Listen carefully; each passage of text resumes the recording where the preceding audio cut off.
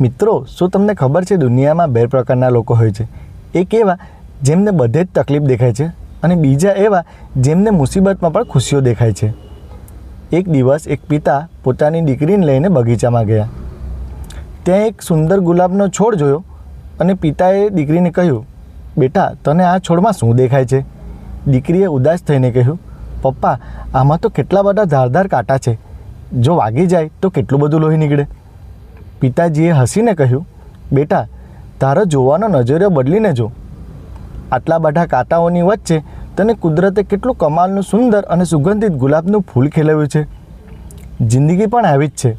બેટા, જો તું કાંટા જોશે ને તો તને રસ્તો અઘરો લાગશે, પણ જો તું ગુલાબ જોશે તો તને જિંદગીની અલગ જ એક મહેક દેખાશે.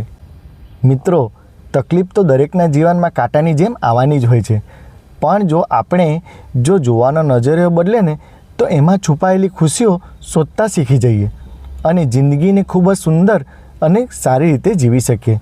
જો તમને મારી વાત ગમી હોય ને તો લાઈક કરજો, શેર કરજો અને સબસ્ક્રાઈબ કરવાનું ચૂકતા નહીં.